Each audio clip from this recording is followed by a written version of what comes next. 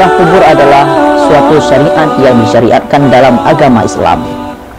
Pada mula-mulanya Rasulullah pernah melarang para sahabat untuk menziarahi kubur.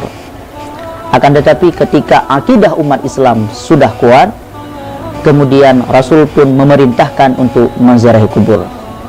Dalam satu hadis dinyatakan bahwasanya, nahaitukum an ziyaratil qabri al-an fazuruha fa innaha tuzakkirukum akhirah. Rasul pun mengatakan bahwasanya, aku pernah melarang kalian untuk menziarahi kubur, tapi sekarang ziarahlah. Dalam kaidah usul dikatakan bahwasanya al-amru ba'dal hadri yufidul ibahah. Perintah yang diperintahkan setelah terjadinya larangan akan memberi faedah kepada boleh.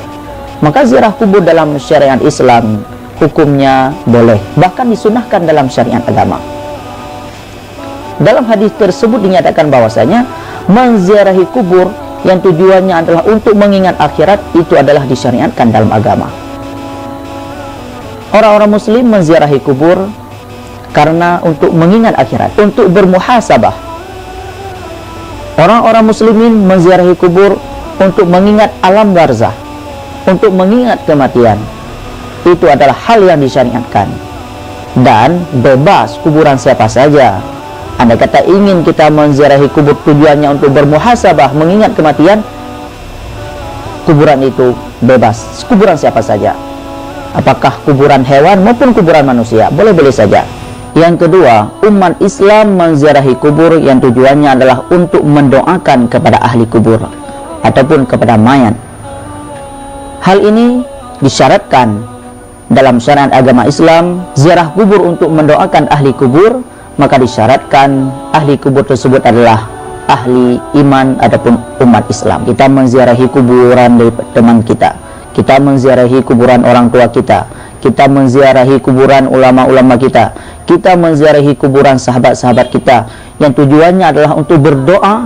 Itu disyariatkan dalam agama, sehingga kita mengadahkan tangan, Allahumma gfir lahum, Allahumma gfir lil mautina wa hayatina. Rasulullah pun pernah melakukan ziarah kubur kepada kuburan para sahabat di Baqi' ketika malam nisfu Sya'ban. Ternyata beliau berdoa sehingga membasahi janggutnya, yang tujuannya adalah berdoa di kuburan orang-orang muslimin, adapun para sahabat yang telah syahid, yang telah dikebumikan di Baqi'.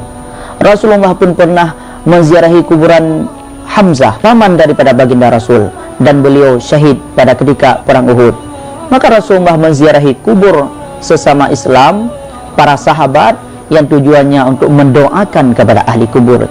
Ini disyariatkan dalam agama kita. Yang ketiga, ziarah kubur yang tujuannya adalah untuk bertabaruk dan untuk beristighasah dengan ahli kubur tersebut. Apakah ini memang disyariatkan dalam agama kita?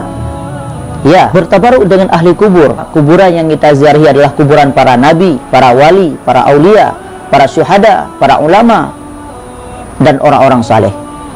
Kuburan yang tujuan kita adalah bertabaruk, bertawasul dengan ahli kubur tersebut, itu adalah kuburan orang-orang besar ataupun kuburan para ulama dan para sahabat Rasulullah. Rasulullah ketika beliau wafat pernah diziarahi oleh seorang sahabat.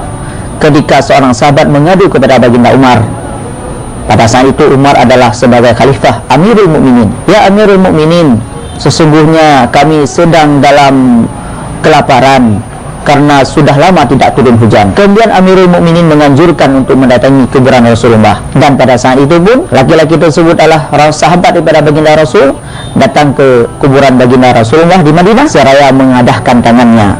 Ya Rasulullah, istasqi li ummatika fa innahum qad halaku.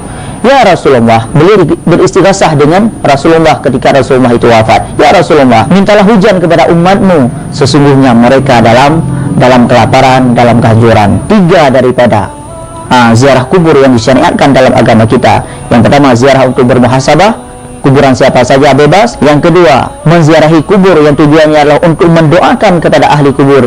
Ini juga pernah dipraktikkan oleh baginda Rasulullah, dan disyaratkan ahli kubur itu adalah ahli iman ataupun orang-orang Islam. Yang ketiga, berziarah kubur untuk beristighasah, bertawasul.